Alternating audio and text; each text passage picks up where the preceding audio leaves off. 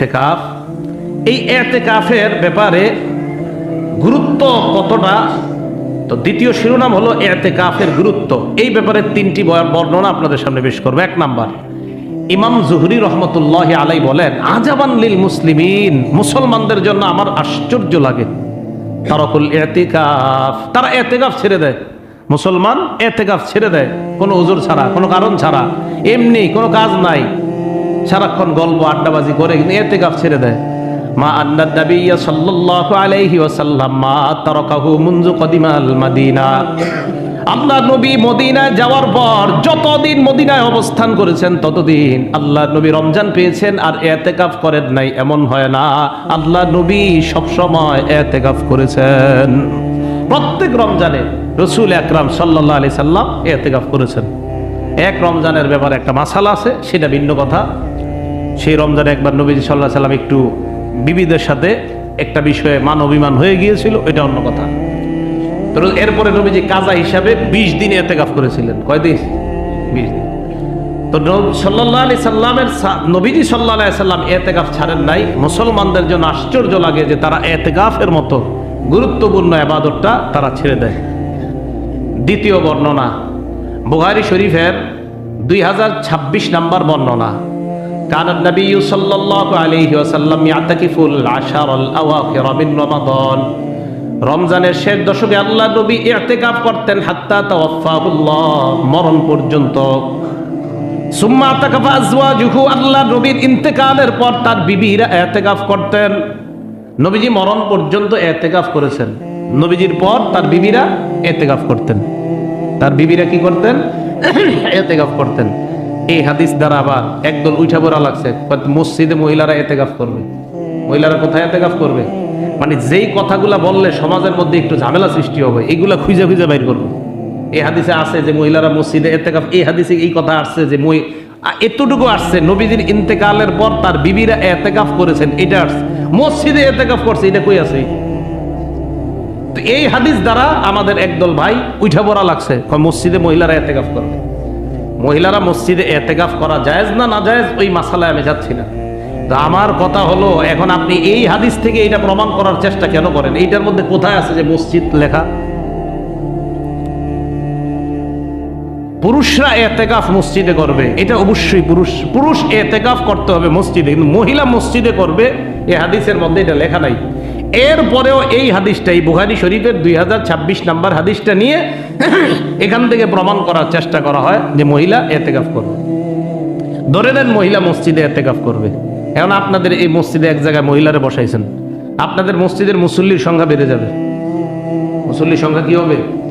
এই যুগে মুসল্লির সংখ্যা প্রচুর বাড়বে, এত পরিমাণ বাড়বে জায়গায় দিতে পারবেন না। যদি জানে যে স্টাফ কোয়ার্টারের মসজিদে একজন মহিলা ইতিকাফে বসছে, সুবহানাল্লাহ, মনে হয় যে কুমিল্লার তো মানুষ আসবে দেখতে।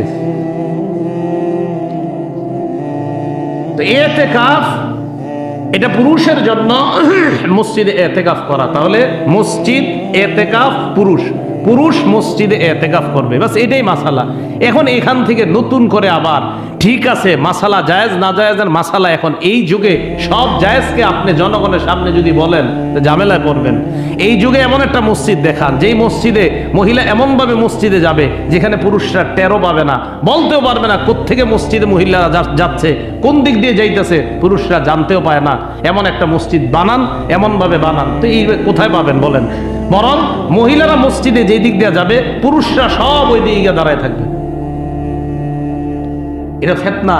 তো ফিতনার যুগে আপনি মসজিদের মধ্যে মহিলাদেরকে নেওয়ার এত চেষ্টা কেন করতেছেন? তো এখন একদল লোক কয় মহিলারা বাজারে যাইতে পারে, সব জায়গায় যাইতে পারে, মসজিদে যাইলে কি দোষ? মানে কি আজীব যুক্তি দিয়ে আপনার বুঝাইতে চায় মহিলারা মসজিদে যাবে। এই ব্যাপারে অন্য কোনো সময় আলোচনা করব, মহিলারা মসজিদে যেতে পারবে কিনা। যাই হোক, ইতিকাফ রাসূল করিম সাল্লাল্লাহু আলাইহি সাল্লাম মরণ পর্যন্ত করেছেন, ওনার বিবিরা ওনার পরে ইতিকাফ করেছেন। বাস এখান থেকে আমরা এতটুকু জানবো, মহিলারা ইতিকাফ করবে ঘরের মধ্যে। কোথায়? ঘরের মধ্যে মহিলারা ইতিকাফ করবে। আল্লাহ পুরুষ মহিলা উভয়কে, পুরুষরা মসজিদে মহিলারা ঘরে ইতিকাফ করার তৌফিক দান করেন। রাসূল আকরাম সাল্লাল্লাহু আলাইহি সাল্লাম উনি যেই বছর ইন্তেকাল করেছেন ওই বছর নবীজি রমজানে 20 দিন ইতিকাফ করছেন। কয়দিন? 20 দিন। বুখারী শরীফের 2044 নম্বর হাদিসের বর্ণনা। নবীজি সাল্লাল্লাহু আলাইহি ওয়াসাল্লাম ইতিকাফ করতেন 10 দিন। হাদিসে আসছে আন্না নবিয়্যা সাল্লাল্লাহু আলাইহি সাল্লাম কানা ইয়াতাকিফু ফি কুল্লি রমাদানা 10 আইয়াম। নবীজি প্রত্যেক রমজানে 10 দিন ইতিকাফ করতেন। ফালাম্মা কানাল আমুল লাযী কুবিজা ফীহি, যেই বছর নবীজি ইন্তেকাল করলেন, ইতাকাফা 20 ইয়াওমান, ওই বছর 20 দিন ইতিকাফ করেছেন। তাহলে ইন্তেকালের বছর কয়দিন ইতিকাফ করেছেন? 20 দিন। এ হলো ইতিকাফের গুরুত্ব। 3 নাম্বার কথা, ইতিকাফ পাওয়ার জন্য নবীজি সাল্লাল্লাহু আলাইহি ওয়াসাল্লাম পুরা 30 দিন ইতিকাফ করেছিলেন লাইলাতুল কদর পাওয়ার জন্য। লাইলাতুল কদর পাওয়ার জন্য এক রমজানে আল্লাহ নবী একদম 30 দিন ইতিকাফ করছেন। কয়দিন? 30 দিন। বুখারী শরীফের 813 নম্বর হাদিসের বর্ণনা। সাহাবায়ে কেরাম বলেন, ইতিকাফান নবী সাল্লাল্লাহু আলাইহি সাল্লাম আশারাল আউয়াল, নবীজি সাল্লাল্লাহু আলাইহি সাল্লাম রমজানের প্রথম 10 দিন ইতিকাফ করলেন। করার পর জিবরিল আমিন আসছে নবীজির কাছে। আয়েশা কয়, কি ঘটনা? কয়, ইতিকাফ করছি তো লাইলাতুল কদর পাওয়ার জন্য। জিবরিল কয়, ইন্নাল্লাযী তাতলুবু আমামা, যেটা তালাশ করতেছেন এটা সামনে, পান নাই। সুম্মা আতাকাফাল আশারাল আওসাত, এরপর নবীজি মাঝখানের 10 দিন ইতিকাফ করলেন। করার পর জিবরিল আমিন আসছে। আসার পর কয়, কি অবস্থা? কয়, লাইলাতুল কদর পাওয়ার জন্য করলাম। কয়, পান নাই। ইন্নাল্লাযী তাতলুবু আমামাক, যেটা তালাশ করতেছেন এটা সামনে, মানে শেষ দশকে পেয়ে যাবেন। সুবহানাল্লাহ। তো নবী সাল্লাল্লাহু আলাইহি সাল্লাম সাহাবাদেরকে বললেন, এই সাহাবারা, তোমরা যারা ইতিকাফ করেছো আমার সাথে, এখন চাইলে শেষ দশকে ইতিকাফ করতে পারো। আমাকে জানিয়ে দেওয়া হয়েছে ইতিকাফ শেষ দশকে করব, এবং এই শেষ দশকের ইতিকাফ করার পর লাইলাতুল কদরটা কবে এটাও আমাকে জানিয়ে দেওয়া হয়েছে। সুম্মা উনসিতুহা, বাকি আমি ভুলে গিয়েছি, তবে এটা নিশ্চিত করে দেওয়া হয়েছে শেষ দশকের প্রত্যেক বেজুর রাত্রিতেই লাইলাতুল কদর হওয়ার সম্ভাবনা। অতএব তোমরা চাইলে আমার সাথে ইতিকাফ করতে পারো, কারণ নিশ্চিত শেষ দশকে লাইলাতুল কদর পেয়ে যাব। তাহলে লাইলাতুল কদর পাওয়ার জন্য আমাদের নবীজি কয়দিন ইতিকাফ করছে? পুরা 1 মাস। তা দেখেন, তাহলে লাইলাতুল কদরেরও কত মর্যাদা, ইতিকাফের মর্যাদা। তো ইতিকাফের একটা গুরুত্বপূর্ণ বিষয় আমরা পেয়ে গেলাম, সেটা হলো লাইলাতুল কদর পাওয়ার সহজ উপায় হলো ইতিকাফ। শিরোনাম নাম্বার 4, ইতিকাফের মাধ্যমে বান্দা আল্লাহর কাছাকাছি হওয়ার জন্য সবচাইতে গুরুত্বপূর্ণ একটা ইবাদত, এটার নাম ইতিকাফ। রাসূল আকরাম সাল্লাল্লাহু আলাইহি সাল্লাম, বুখারী শরীফের হাদিস 6502 নম্বর হাদিস, নবীজি সাল্লাল্লাহু আলাইহি সাল্লাম বলেন, মা ইয়াজালু আবদি ইয়াতাকাররাবু ইলাইয়া বিন নওয়াফিল, নফল ইবাদতের মাধ্যমে বান্দা আমার কাছে আসতে থাকে, পুছতে থাকে নফলের মাধ্যমে। যত বেশি নফল পড়ে বান্দা, তত আমার নিকটে আসে। কোথায় আসে? এই জন্য জোহরের আগের 4 রাকাত সুন্নত পড়বেন না, জোহরের পরের 2 রাকাত সুন্নত পড়বেন না, মাগরিবের পরের 2 রাকাত সুন্নত পড়বেন না। সুন্নত না পড়লে কি জাহান্নামী হয়? এই প্রশ্ন মানুষকে করবেন, বুঝেন না? শিখাই দিবেন মিম্বরে বৈশা, আমি এরকম হুজুর আপনাদেরকে শিখাই দেবো, সুন্নত না পড়লে কি জাহান্নামে যাবেন? মানে পড়েন না, আপনাদের আখিরাত বরবাদ করছে। সত্যি বলছি, আখিরাত নষ্ট করতেছে আপনাদের। সুন্নত পড়লে যে জান্নাত, এটা বলতে পারেন না মিম্বরে বৈশা? হাদিসে আসছে 12 রাকাত সুন্নত যদি কেউ সকাল সন্ধ্যা যে 12 রাকাত সুন্নত আছে, এই সুন্নত যদি পড়ে ওয়াজাবাত তাহুল জান্নাহ, তার জন্য জান্নাত ওয়াজিব হয়ে যায়। তো এই হাদিসটা আপনি বলতে পারেন না? এটা না বলে কি সুন্নত না পড়লে কি জাহান্নামে যাব? কি শিখায় দেখেন।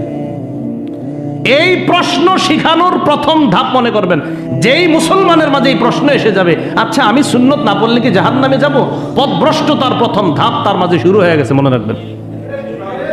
এটা হলো সুন্নত ছেড়ে দেওয়ার একটা ষড়যন্ত্র। যে আল্লাহর রাসূল সাল্লাল্লাহু আলাইহি সাল্লাম হাদিসে কুদসির মাধ্যমে আমাদেরকে জানায় দেয় যে আল্লাহ বলেন, মা ইয়াজালু আবদি ইয়াতাকাররাবু ইলাইয়া বিন নওয়াফিল, নফল যত বেশি ইবাদত করবে বান্দা, তত বেশি আমার কাছাকাছি পৌঁছবে। ফরজ তো ছাড়ার প্রশ্নই আসে না। তো ইতিকাফের মধ্যে যতক্ষণ বসা, নফল ইবাদত চলতেছে, জিকির, আজগার, নামাজ, নফল ইবাদত চলতেছে। আল্লাহ বলেন, হাত্তা আকুনা, এমন হয়ে যায় হাত্তা উহিব্বা, ওই বান্দা আমার কাছে আসতে আসতে এক পর্যায়ে হাত্তা উহিব্বা, আমি আল্লাহ তাকে ভালোবেসেই নেই। আর আমি যখন তাকে ভালোবেসে ফেলি, তখন কি হয়? হাত্তা আকুনা সামআহুল্লাযী ইয়াসমাউ বিহি, আমি তার কান হয়ে যাই, ওই কান দিয়ে সে শোনে। ওয়া বাসারাহুল্লাযী ইউবসিরু বিহি, আমি তার চোখ হয়ে যাই, ওই চোখ দিয়ে সে দেখে। ওয়াদাহুল্লাতি ইয়াবতিশু বিহা, আমি তার হাত হয়ে যাই, সেই হাত দিয়ে সে স্পর্শ করে। ওয়ারিজলাহুল্লাতি ইয়ামশি বিহা, আমি তার পা হয়ে যাই, এই পা দিয়ে সে চলে। তাহলে দেখেন বুখারী শরীফের 6502 নম্বর হাদিস, আল্লাহর বান্দা আল্লাহর কাছাকাছি যাওয়ার শ্রেষ্ঠ একটা উপায়ের নাম নফল ইবাদত। আর ইতিকাফে যারা বসে তারা কি গুনাহ করে কোনো? আরে মসজিদে কি কোনো গুনাহ করে? তো বৈশা থাকে ইতিকাফে ইবাদত বন্দেগী করতেছে, মন চাইতেছে নামাজ পড়তেছে, মন চাইতেছে কোরআন তেলাওয়াত করতেছে, মন চাইতেছে আল্লাহু আকবার বলতেছে, সুবহানাল্লাহ বলতেছে। তাহলে ইতিকাফ হলো আল্লাহর কাছাকাছি হওয়ার শ্রেষ্ঠ একটা ইবাদত। আল্লাহ আমল করার তৌফিক দান করেন। 5 নাম্বার শিরোনাম, ইতিকাফে যারা বসবেন আজকে আসরের পরে চলে আসবেন, মাগরিবের আগে। আজকে সূর্য ডুবার আগেই চলে আসবেন, আসরের পরে সূর্য ডুবার আগেই চলে আসবেন। আজকে আসরের নামাজের পরে চলে আসবেন ইনশাল্লাহ যারা ইতিকাফে বসবেন। রদ্দুল মুহতার কিতাবের নাম, ফতোয়ার কিতাব, 444443443 444 নম্বর পৃষ্ঠা, বাবুল ইতিকাফের মধ্যে আসছে ইয়াদখুলুল মসজিদা ক্বাবলা গুরুবিশ শামসি ওয়া ইয়াখরুজু বা'দা গুরুবিশ শামসি ফি আখির ইয়াউম। 20 নাম্বার রোজায় আসরের নামাজের পর মাগরিবের আগে ইতিকাফকারী ব্যক্তি মসজিদে প্রবেশ করবে, একদম শেষের দিন সূর্য ডুবার পর মসজিদ থেকে বের হবে। সূর্য ডুবার পর মসজিদ থেকে বের হবে। তাহলে সূর্য ডুবার আগে মসজিদে ঢুকবে, শেষের দিন সূর্য ডুবার পর মসজিদ থেকে বের হবে।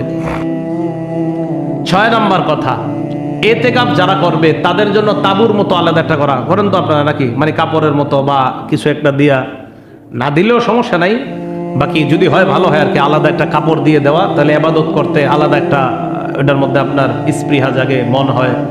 দেখবেন আপনারা নফল ইবাদত যত নির্জনে করে তত এটা মজা হয় নফল ইবাদত।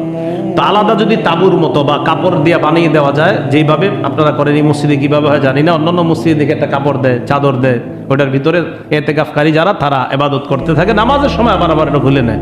সম্ভব হলে এটা করা।